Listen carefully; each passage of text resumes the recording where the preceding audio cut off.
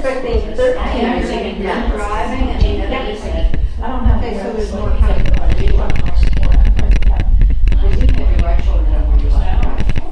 About the same. So she was controller. True where you are. I don't need it. It killed me. No, I had no. Right. So that last step was there.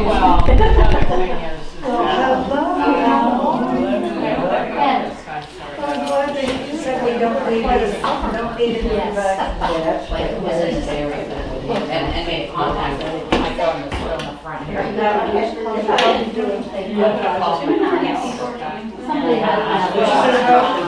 Yes. You may have. Okay.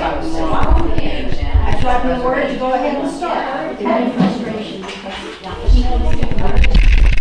This is my favorite room. I store it outside.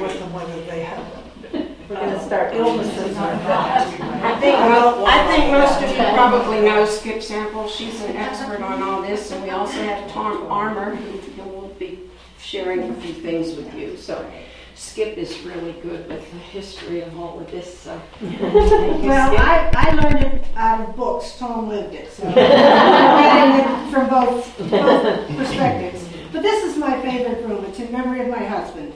When he died, I had memorial contributions sent here, and we raised enough money to do this room. Oh, nice. He loved the old hammered aluminum. We moved to Grove City in 1971, and of course Wendell August was right down the street from where we lived. And at that time, they had no showroom. Everything that you bought was half price of what it would be in a store. We didn't like the stuff. It wasn't until I sold a house for people, and as a thank you, besides the commission, they gave me a gift. The gift is on that little shelf back there. One is a humidor, and one is a plate. Now these pieces both belonged to Henry Lindbergh Sr. The client that I was working with was his step-granddaughter. And Henry was a neighbor of ours. So my husband loved the simplicity of the designs. Of course, by this time, Bill Connect owned Wendell August, and things were no longer half price; they were full price. So our timing was not very good.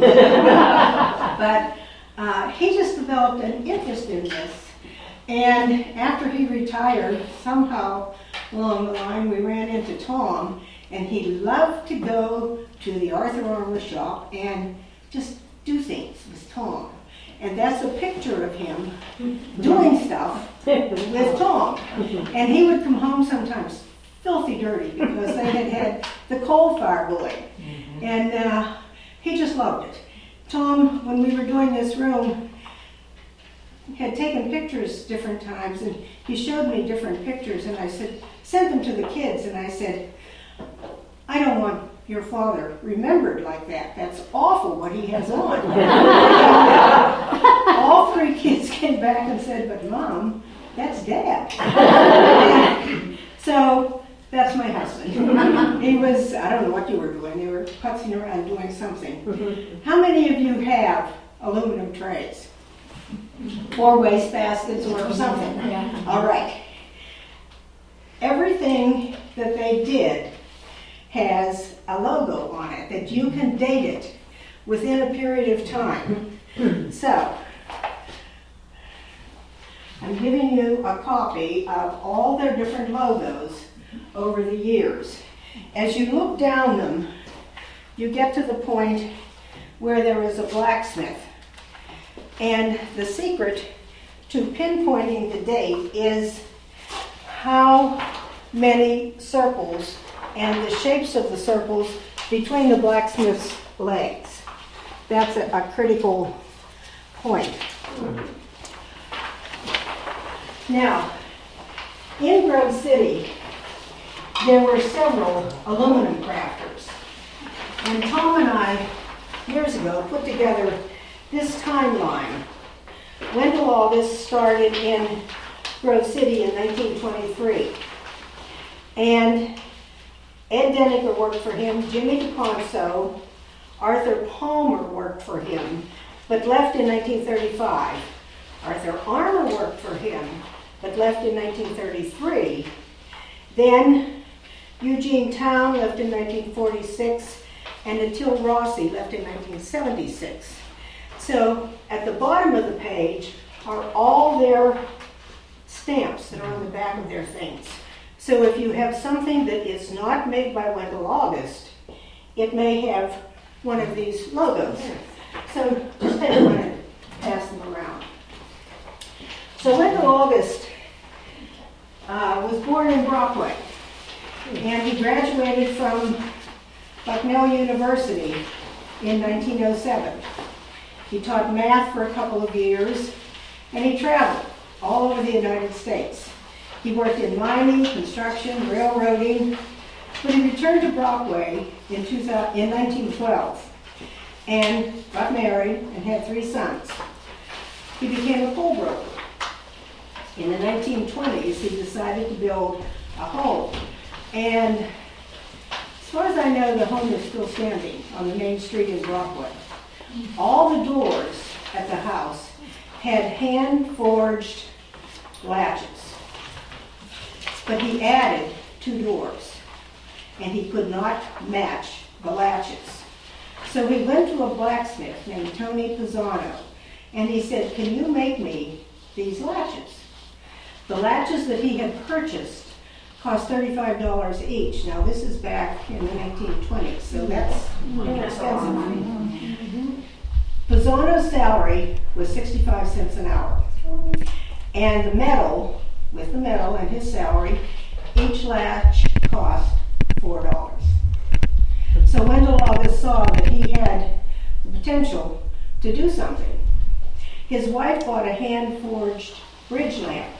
She paid $30 for it. Wendell August was able to make them for $2. So he decided that the hand-forged business was one that would be worth getting into. During the Depression, he lost everything.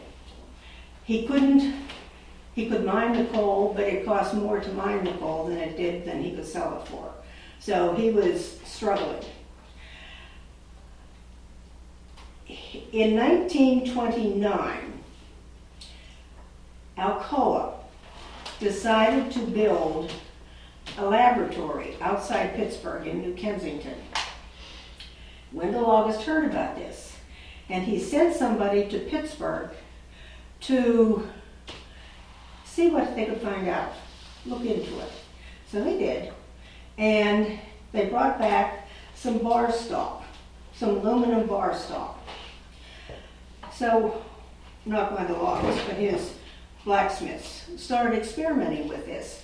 And if they heated it too much, it disintegrated. But if it wasn't hot enough, they couldn't bend it. But they got the right temperature, and they found that it was very easy to shape. And so this is the shape that they designed, the long one in the middle. And then they stuck it in the coal fire, in soft coal, and they blackened it to make it look like steel. They took it down to Alcoa, presented it, and the directors thought it was steel, and when they picked it up, expecting it to be very heavy, it was very light because it was aluminum. Well, they were impressed, and Wendell August got the contract to do these gates. So he again experimented, and this is the design that he came up with for the gates. All right, the gates stood in Pittsburgh at the plant for many, many years. They closed the research center and didn't know what to do with the gates, so they gave them back to Wendell August. And they were in the fire when the fire burned. But they were damaged, but they were still very much salvageable. So they were repaired, and they now stand at the forge, and this is what they look like. Now, they didn't look like this when they came out of the fire. They were coal black from standing in Pittsburgh smog for 50-some years and then going through the fire.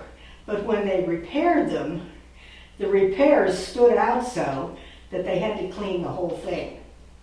And you look at all the little pieces on that. Alcoa wanted them riveted together. So Wendell August hired 2 riveters. At that time, they did not have the technology to get the rivets to hold. So they'd get them and they'd pop. So what they did was band these pieces and then rivet them together. They originally tried to weld them, but they banded them and then riveted them together. So this was literally a giant jigsaw puzzle that they had to put together. But they are absolutely gorgeous. And one of the members of the board was a Kaufman, who owned Kaufman's department store. And he said to Wendell August, "Could you make me something that had a picture of the house I'm building?" He had a picture of it.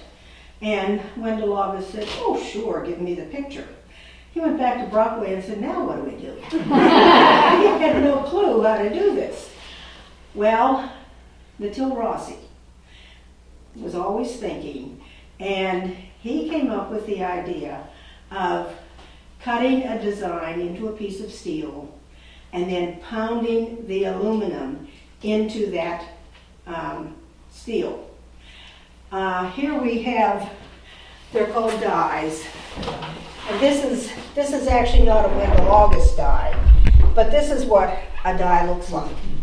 Now, trust me, if I drop this, I'm in the hospital. They're extremely heavy. And the key to these, they have to do everything in reverse. So that when they pound the die in and take it off, it comes out the right way. So this was a tricky matter. Now, Wendell August just happens to have the original piece that was made of the house. And there it is. And it's a plate.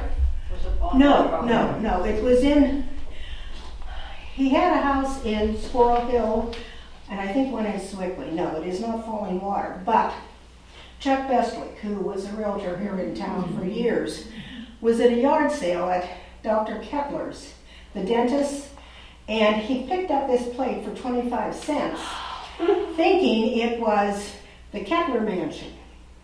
So he bought it, realized it wasn't the Kepler mansion, did some research and found out that that was the first plate that they did. So he traded it to Wendell August for some work that he wanted to have done. So all kinds of interesting little stories. Wendell August, after he did the gates, he realized that there was a lot of possibility in doing, what's the word? Decorative? Decorative aluminum, fireplace screens. He did things like, this is a candle holder. I love this. And he started doing furnishings for banks, big aluminum tables. This is a gate, half a gate from a bank, where you would have a swinging gate to go in where the tellers were. He did a bank, and E.J. Fithian from Grove City saw it, and he was president of a bank here in Grove City, and he said, you know, if you come to Grove City, I will back you financially, and I will build you a building. So in 1932, Wendell August moved his production from Brockway to Grove City. He set up the plant, and Henry Lindbergh Sr., who owned those two pieces, was a Carnegie Tech graduate, Carnegie Tech at that time, and he was hired to build the facility and be the first plant manager. That's what brought the Lindberghs to Grove City. So he came, and Wendell August really rolled out the red carpet. He even built houses for his employees to live in when they first moved to Grove City. So, as this was all going on, again, Mr. Kaufman asked Wendell August if he would be able to make some gifts, upscale gifts that he could sell at his department store. And Wendell August had been asked, after he did the gates, to make doors for elevators, aluminum doors. And he cut out a design and riveted onto the doors. And that's what got the idea going for him to make things for the store. So that's how he got into the giftware business. This is a little piece that I picked up. This is one of the first pieces that Natil Rossi made when he was experimenting with this repose, which is what it is called, this process. So you can see how crude it is. And on the back of it, here is the mark, Wendell August Forge. And if you look on your logo list, if they're in the right order, this is the logo that says this was made before they came to Grove City. So this was made back in Broccoli. It's one of the very early pieces. So Wendell August started. One of the early people that he employed was a gentleman who was also a Carnegie Tech graduate, an architectural graduate, named Arthur Armour. So Arthur Armour moved to Grove City and got himself fired within 6 months. He had a design conflict with a man named Jim McCausland, who wasn't a personal friend of Wendell August. So when a conflict arose, Wendell August sided with Jim McCausland and Arthur Armour got booted. Well, he was persevering. He moved across town, rented an old pop bottling plant, and started his own business doing the exact same thing. Well, that did not go down. And Wendell August knew he had to do something, so he applied for a patent. And on your chart, you will see some of the early logos say patent applied for. So he applied for the patent. And after my husband died, I was offered the opportunity to work at Wendell August as a greeter. Well, being a greeter kind of morphed into me working with the antiques and giving tours and doing more than just being a greeter. So one day I'm back in the plant doing something, and a woman comes and she said, "Skip, there's a man here that I think you should meet. He's related to a Mr. McCausland that worked for Wendell August." And I said, "Okay." So I went out, very nice young man, and he said, "I have things from my great uncle." And he said, "I offered them to Wendell August and they weren't interested in them." And I said, "Oh, we have an historical society, we'd love to have the stuff." He said, "I'll send it to you." One of the things that he sent me was this letter. It's dated March 26, 1934. And it's, how do you feel tonight? I surely hope you are lots better.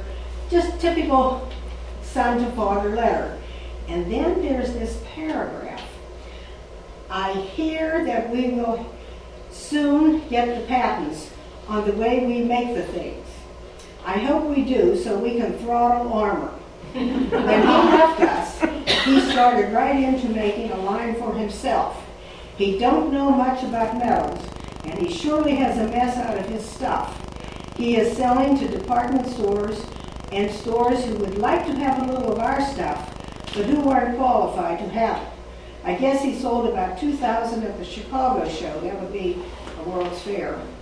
And he has his stuff at both New York and Boston, and I suppose he will do some good there. but all he sells don't hurt us any, for he sells to stores that we wouldn't sell to anyway. It would be fun to have a patent, just so we can make him realize that he is stealing, even if he and his dad are Presbyterian.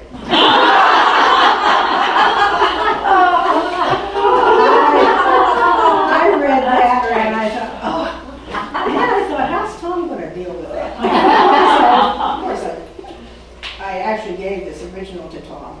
And he said that he had heard this story all his life.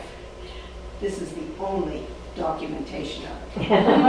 So I truly had a ball working at Wendell August with, the things that would come up that you just never expect. So this is one of the treasures that we have here at the Historical Society. Anyway, Arthur Armour started himself and continued. Wendell August did get the patent, and then the government rescinded the patent because they determined that this process, this repoussé process, could be traced back to 635 BC. Ancient Greek and Roman coins were made this way. Wow. So that line of didn't work. So then they tried to sue Arthur Armour, and they went to McBride, but the secretary at McBride's was the future Mrs. Arthur Armour. That didn't go anywhere either. So we have the two forges operating in Grove City. The salesperson for Wendell August was a man named Arthur Palmer. He was a very good salesperson, and he was supposed to get 20% of what he brought in as business. Well, if Wendell August paid him what he owed him, he would be paying him more than he was paying himself, so he wouldn't pay him. So Arthur Palmer says, okay, see you later. He leaves, and guess what he does? Starts his own forge. But he was smart. He devised a tool, and we don't have any of them, but he designed a tool that incised the pattern on the front. He still used the repoussé some, but he incised the design so that he was not doing the exact same thing. Now, of all the crafters, I like the designs of Palmer Smith because they are unusual. He has a line of leaves. I had a lot of leaves. Big leaves, little leaves, tiny leaves. They're all in Houston, Texas. I don't have them anymore, so I'm going to show you any of his leaves. But he was at a trade show in San Francisco, and he had all his wares out on the table. And someone said to him, the things would look much better if they were on a tablecloth. So he went out into the town, and he found somebody who could do embroidery by machine. So he got the tablecloths, put the things out on display.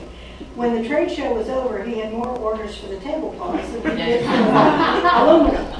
So he came home and eventually phased out the aluminum and went into the linen business. And I'm sure you all remember the Palmer Smith linens. Briscoe Springs. Pardon me? The building's at Briscoe Springs. Yes. We have a lot of beautiful Palmer Smith pieces. You could take a wallpaper and he would design the tablecloth to match the wallpaper, or your china pattern. So a lot of the ladies in town that were well off had these beautiful cloths. Their kids don't want them because they have to be ironed. You have some? Okay, well, they end up here. So I don't have any. At that time, I couldn't afford to buy that stuff. So I don't have any, but we have a lot of beautiful ones here. So that's the story of Palmer Smith. Now, all these gentlemen along here were crafters in the Grove City area, from Stoneborough to Slippery Rock. And they were all making the same things.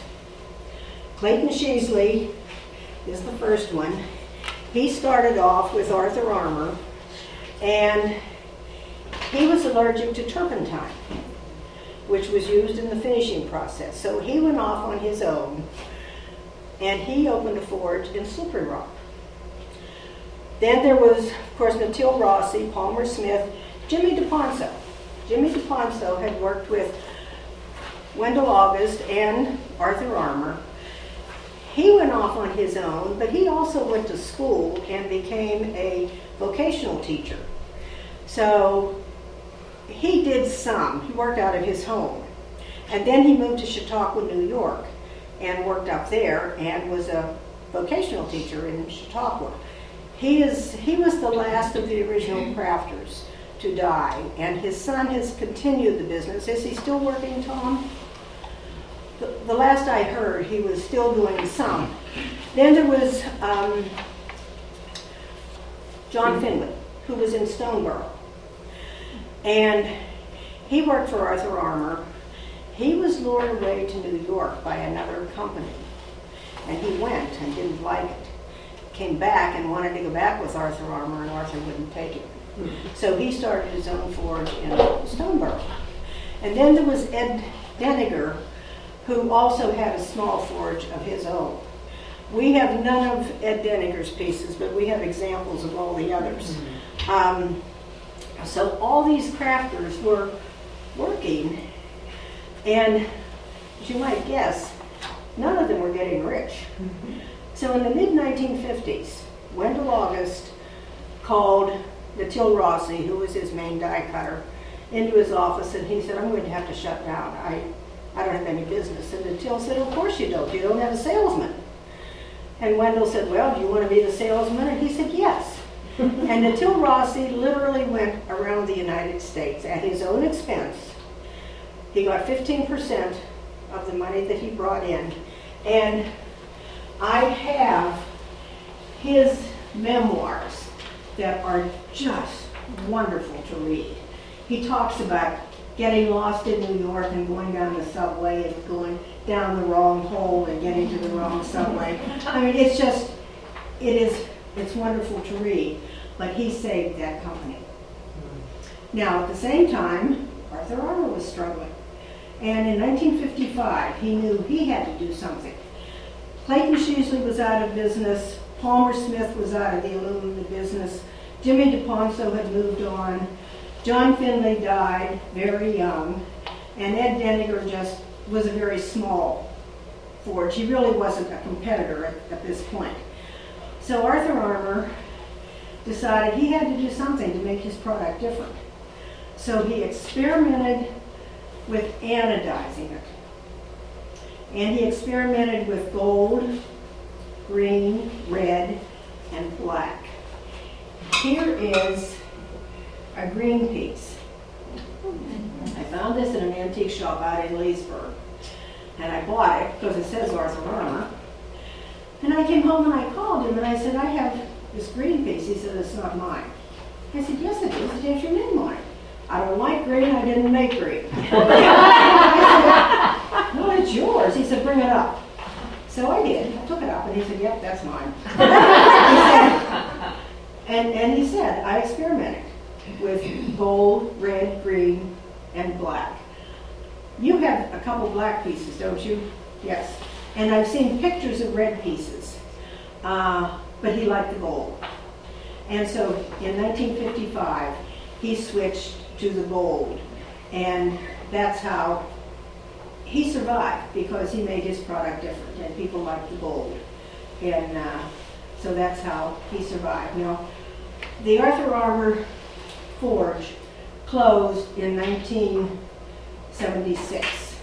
And it has been sitting all these years, as it was the day he closed it. It's walking into a time warp to go in and see it. How many of you remember going there and buying things? Where is it? It's in an alley between West Main Street and College Avenue. It's just a little tiny place. It can't be open to the public because there's no parking. It can't be moved out of the alley because it's an alley. You can't get it out of the alley, so there it sits. So Tom has been struggling what to do with it. So I'd like Tom to come up now and tell you what the latest project is that the Historical Society is doing. We have exciting things going on, and Tom can tell you what is going on with his father's project. And then we'll have a major unveiling. You told us about it lunch. I told you about it. At lunch, yeah. Yeah. Dr. B. Yeah.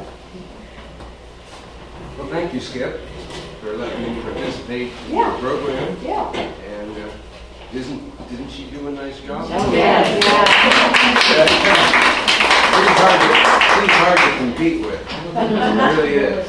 So I have a little side title related to my father's business, and I was kind of tasked with what we were going to do with the contents, because my father didn't own the shop any longer. He just had access to it until he died.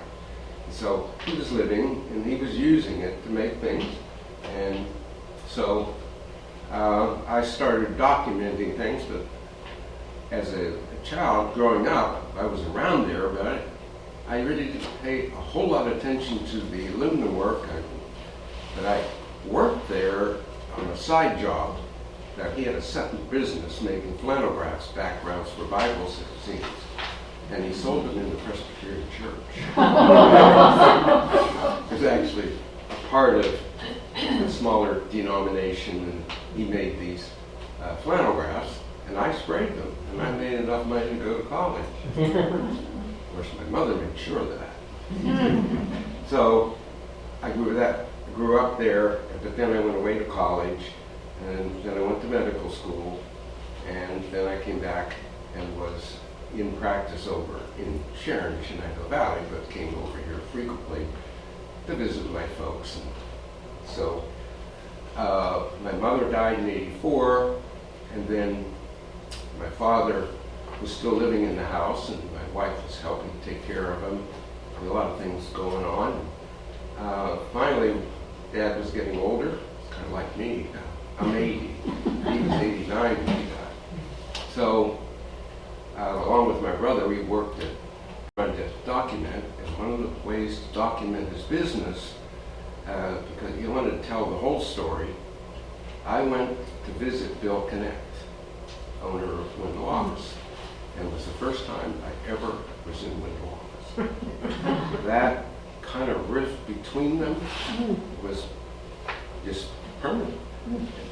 It isn't that he didn't like him, he just said, I'm going to do my work, I'll do it my way, and I'll do it the best I can. And I'll make my products and I'll sell it. And he didn't pay any attention to Wendell Office. And he was a very good artist. Part of his architectural training was art, and he learned techniques and styles and styles of the day. He implemented them in his products. His whole product was a work of art. It wasn't just a piece of, like a tray and a design on it. The tray was designed. Everything was built around the concept of design. So I went to Wendell August and wanted to talk to Bill Connect about the history. And so I got an audience, and I went in and saw him. And we talked a while, and he said he really liked to collect aluminum. He was very enthusiastic for doing aluminum, the history of it. And so we talked, and he said, you know what, I just purchased a piece of aluminum that I really think is nice. It's the best thing I've seen in the whole realm of aluminum artwork. And I have it hanging on the wall out here. I said, let's go see it. So we went out, and this is what he revealed, hanging on the wall. Wow, that's gorgeous. And that is known as the Stag and Doe. And this was a special commission that my father did for one of his friends in architect school. The thing about father in architect school, he went during the Depression, and there were no jobs. And so when he graduated, he got this opportunity to work for Wendell August. And as Skip pointed out, there was a conflict with the main designer, so they laid him off. And my father didn't move to Grove City. He was in Grove City. That is, he's really from up around Conneaut Lake and Shapleyville. But he was living in Grove City when he went to school. And so, you know, I looked at it and I said, my father made it. And Bill Connect said, no, he didn't. He didn't make that. And I said, yes, he did. Because it looks like what he did, the type of work some of the types of work he did. And it was kind of a special thing, but there were things in it, like these pieces around the edges, they're straight out of the shop. You use those for handles, and you'll see them with handles. And just this style of hammering, that this is different in its applique. These things are cut out and then riveted on there. And so I convinced Bill Connect that my father made it, but he wanted some proof. And I said, do you have a Polaroid camera? We took some pictures of the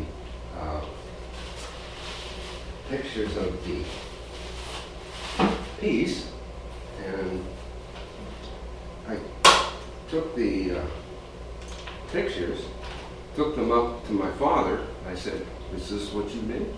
He says, yes, that's what I made. So we solved the mystery for Bill Connect, and we found the Stag and Doe, because he told me about it. He had made it for a special commission for this architect who built a restaurant down in Sharon. It was called Stag and Doe Restaurant. And so it has the stag and the doe on it.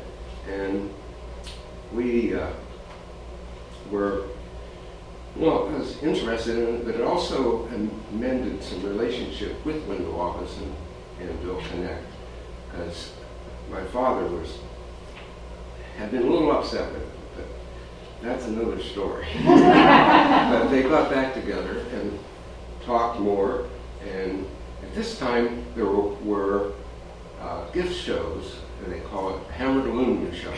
Once a year, they had a place, I went to a place out in eastern Pennsylvania where all the dealers and buyers and collectors would come, and so I took my father there and mingled with people, and people liked his work. And I would say that his work is very high on the level of quality, decorative, hand-wrought aluminum. That's why Skip liked it. Because other people did. They recognized that it was good stuff, and it was made well, and designed well. Well, we came home from one of those aluminum shows, and I said, you know, that Stag and Doe looks like it's on this plate. But it's a little hard to see because it's just a line engraving. You can see it in there. And you think about it, you take and flip the stag, take the horns off, and it's a doe. And that's kind of, I think that's where the design came from. That's a Kensington piece. And this is Kensington, Alcoa product. So, and it's anodized. It's anodized clear aluminum color. My father's anodized was, he anodized it. In the process, they put dye into the metal and it turned gold. And it doesn't flake off. You can wear through it, but it doesn't flake off.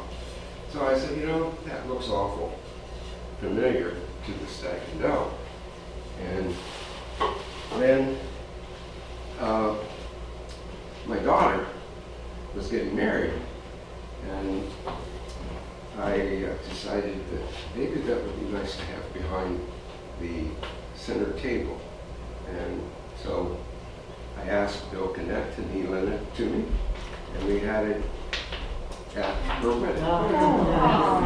This was in about 94, 95, and that that worked out very well, and things went along, I was doing research and work, and one Saturday late in the year 2010, my son-in-law came out of the house and said, "There's a big fire over there. I think maybe it's Wendell August." And sure enough, Wendell August was on fire. And that was tragic. And it was burning, and so I went over and was watching it burn, and they weren't doing too well. They couldn't get enough water for some reason. And then it didn't matter, the thing was just going. They finally got enough water, and they began to put it out around the office where the stag and doe was. Said, "I wonder what's going to happen to the stag and doe." And that they brought in a big excavator, and somebody's after me, and I'm going to have to hang up.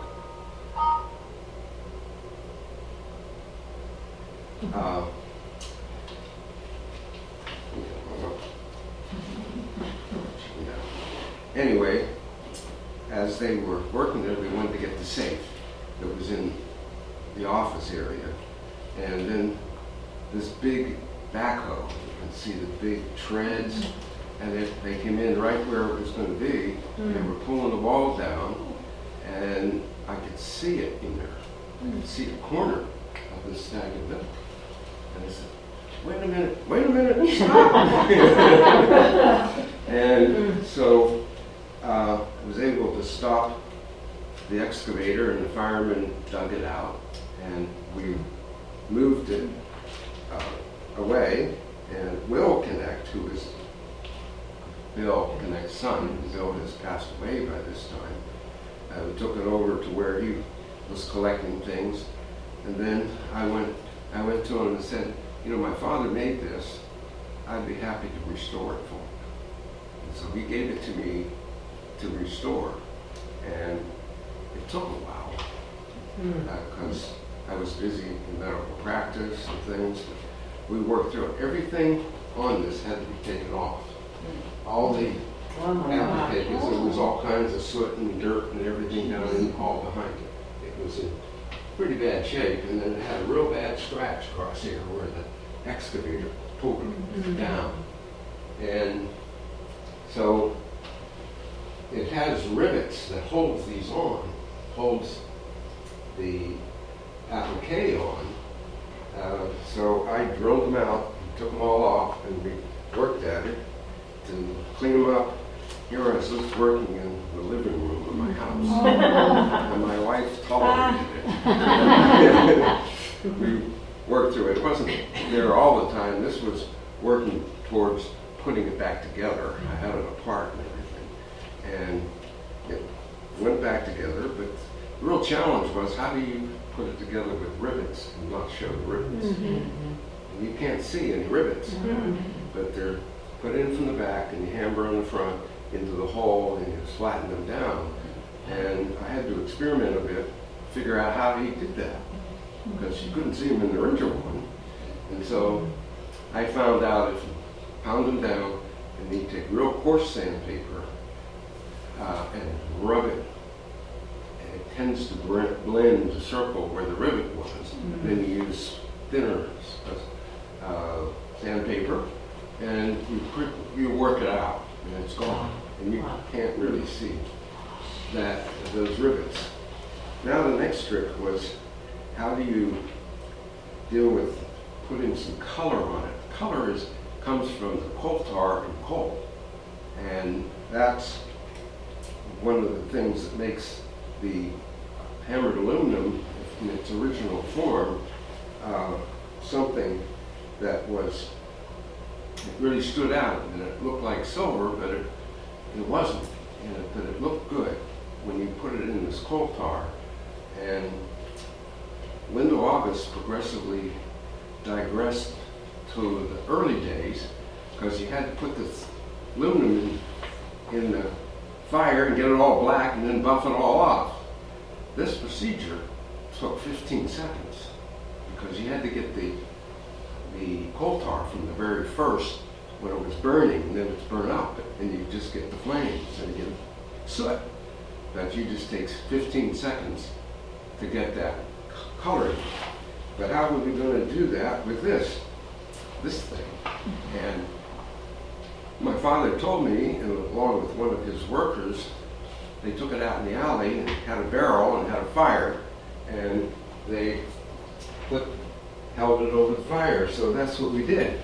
Gosh. Oh my God. This is out by my garage, and we had the fire, and then we took and held it over it and got the soot for the coal tar on it. And that was a really Quite an the undertaking. process. Yeah. And so after I got it done, this was 2014, I took it back to Bill Connect and gave it back to them. So they had it, and it was there, and I was very happy to participate in it. And so it went from this to this, like you see here. And at the time, they had built a new building, and they had a nice museum in there. And in this museum, you had artifacts and things that Skip mentioned. And one of the artifacts was the stag and doe, and it was up on the wall. This is a close-up view of it. Was up on the one wall, and it had a plaque that Skip wrote the message on it. And so that's where it was. But over a little bit of time, they changed how they did things out there, and there was changing the economy and doing other things, and they shrunk the museum way down, and the stag and doe ended up in a person's office on the wall. So one of the things Skip is good at is finding things, artifacts, and getting them back to their owner. And this is one of those artifacts, which Skip didn't mention. This is something that was made by Clayton Sheasley, a worker there. He made a baptism, and he became an Episcopal minister after he quit doing aluminum. And Bill connected. He'd go around and collect things, and he got this baptistry. And Skip thought it needed to be back at St. John's Church. And you know where it is now? St. John's Church. St. Peter's. St. Peter's Church. St. Peter's. So that's what Slippery happened. Rock. Oh, Slippery Slippery Rock. Rock, Yeah. I thought it looked Yeah. familiar. So Apparently somebody gave it, they didn't want it anymore, and they gave it to Wendell August. And it was back in the storage unit, and when I was working there, I was assigned to empty out 2 huge storage units, and it was back in the back. And I assumed it was a Wendell August piece, I never paid any attention to it. And turned out it was Clayton Sheasley, so we got it back. So Skip's very good at that. She works well with people. She knows important facts and information. So the stag and doe was out of Wendell August, and at the time they used it in the wedding. That was good. Well, I have a granddaughter. She's getting married Saturday. And so I went to Chris Warner and asked him, he's the CEO of Wendell August now, would you loan it to me? He said, oh yes, I'll loan it to you, happy to do that for you. And that stimulated Skip to go visit him and said to Chris, you know, I have something to ask from you. And Chris said, what is that? He said, I'd like you to give the stag and doe to the Historical Society. He said, when do you want it? So here it is. I had all these arguments. I woke up the night before going over in my mind all these reasons why you should give it. And he just said, sure, when do you want it? So we were able to get it, and now it's going to go down to the wedding site. This is an outdoor wedding east of Pittsburgh at a campground, which is going to be Saturday. And we'll be blowing the storms. Anyway, one of the traditions that my father started, he wanted a gift for his grandchildren when they got married. And so he made a plate for each one of the grandchildren and gave them to them when they were going to get married. And so I have continued that tradition. We're going to give it to my grandkids. And this is a tray from the Tree of Life and the Tree in Church. There's examples of it back there. But this is the aluminum. And this, I just finished coloring it today. And you can see the original products, what they look like is compared to a lot of the products that are oxidized. So I'll pass through the process. So it's kind of come around in a circle. And Skip mentioned about being good Presbyterians.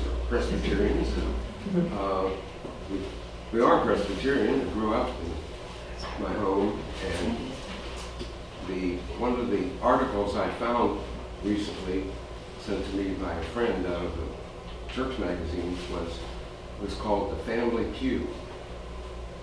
And this was written by my mother about the family going to church together, participating together, growing up together, being part of God's family.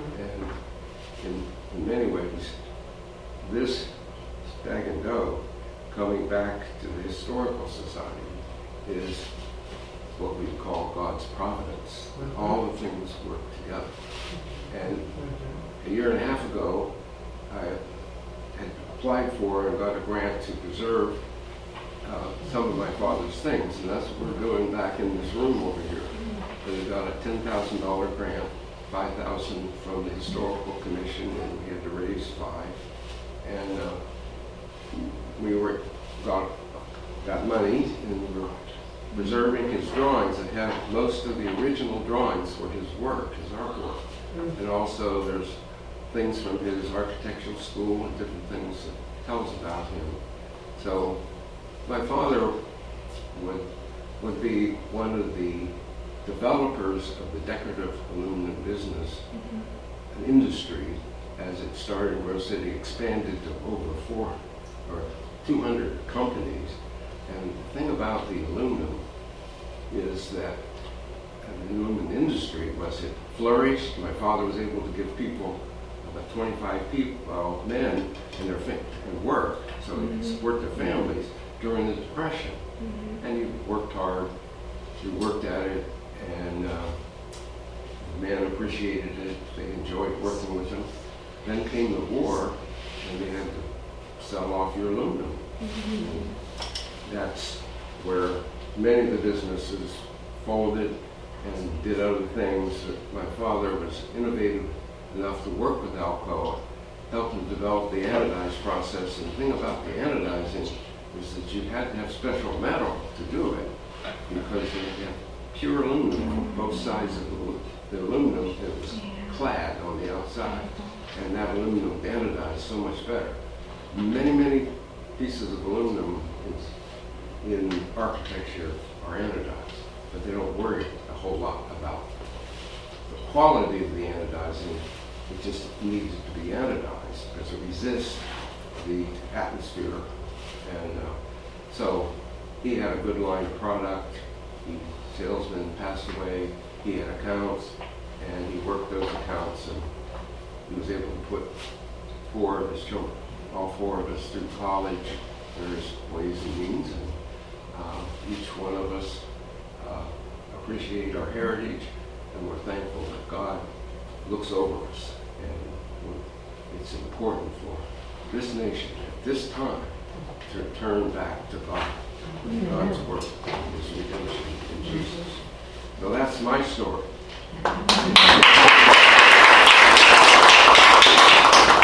Tom said during World War II, all the aluminum companies had their aluminum confiscated for the war effort.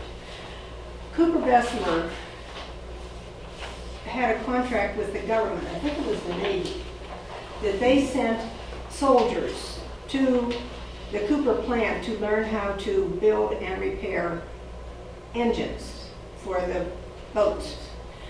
And they had no place to stay. So Wendell August turned his forge into a dormitory for the soldiers. And then he built a building beside the forge, which was a mess hall and a rec center. And I read that and I just assumed it was like a lean-to. I found at Wendell August a write-up that it was a building, and it is the building that is still on Madison Avenue. It was Red Sturgeon's engineering company for years, and now Bobby Brees bought it, and it is a duplex. And that was the building that Wendell August built and turned into the mess hall and the recreation center for the soldiers. So, you know, all the crafters did something to survive. As Tom said, at one point there were over 400 hammered aluminum giftware companies in the United States. If you are sensitive to the hammered aluminum, we used to go to antique shops looking for stuff, and there is a difference in weight. You can tell without ever looking at the design or the name, you can tell a Grove City piece of aluminum by the weight of it. It is a heavier, better quality aluminum than the other pieces. That's where it all came from. Yeah. Do you have any questions? Okay. I just remember, Mr. Armour, that my mother made me go over and sit and watch your dad because she told me someday I would be able to say that I watched Arthur Armour at work. And I would go over and sit on those rickety old wooden steps, but I would sit and watch him. And he was he was very kind, and I just sat and watched him. And so she just told me that I needed to do that. Aren't you glad you did? I am. And you look very much like her. Uh-huh. All right. So, thank you. Thank you. Thank you very much, Tom and Skip.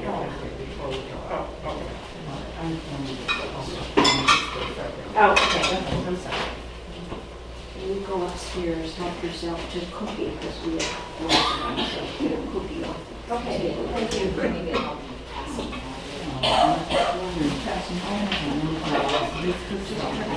My husband and I put our roots together. Is there anything There's that what we come with this scripture that we have on our, a friend of mine, when all this going I think there are 9 pieces. John and I were given some, and Maria were given some. Okay, All good. the August forward, everyone is on different sprouts. There's daffodils, dogwood, it's just, everyone's different. So I love putting on this way. It's really Going fun. somewhere, Gina? I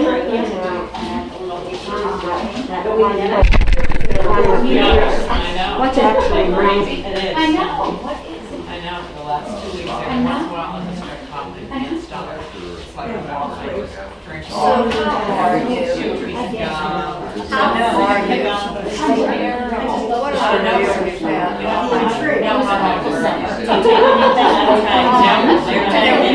I never saw a part of it. But hopefully the worst of my How is your It's okay. There is something like last. But I'm like, hey, I'm fine with that. There's something in there, you're just, They don't tell you healed that, you up. know, Get out. you fall down steps? It's crazy. I Putting effort into misjudged a step, one step outside of these measures. And then those big doors that we have, that little porch up the side. I step out here and I just step out there. I'll step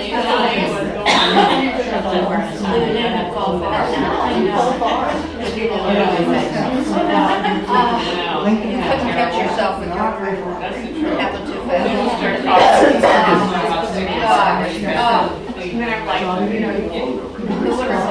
Yes. What did you do about Wayne all this time?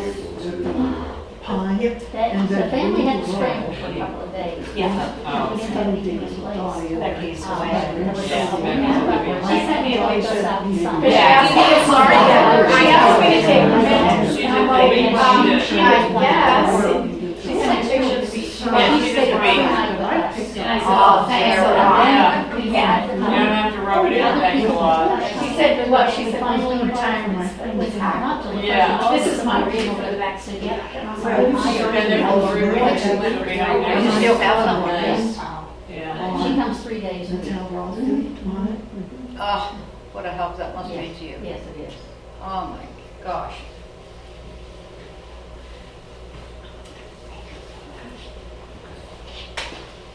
Tom, Lucy wants to take our picture Oh, by this, okay. and they can start your meeting. Sorry. Is your granddaughter Logan? No. Is his granddaughter Logan? Yes. I just saw Marcia tonight, and she's running around like crazy. So I wondered if you, yeah, that's what I thought. I don't want you to trip on that. I hope that would low. Oh, It's my niece, it's gonna be terrible. Okay. I might end up on your lap. Oh, that's all right. You want to sit on my lap? Okay, on 3. 1, 2, 3. Peaches. Okay. great. Thank you. Okay, we'll get out of your way.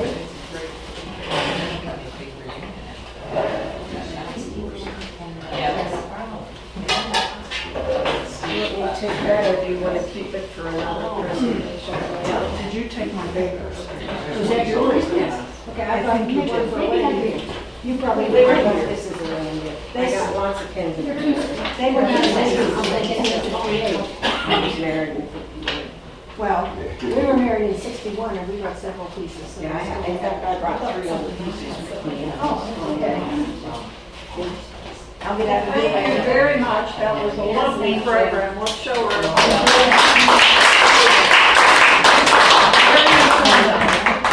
I'm calling the meeting to order, and you were sent the minutes from June 2nd, our June 2nd meeting, and there were no corrections, and so they've been filed.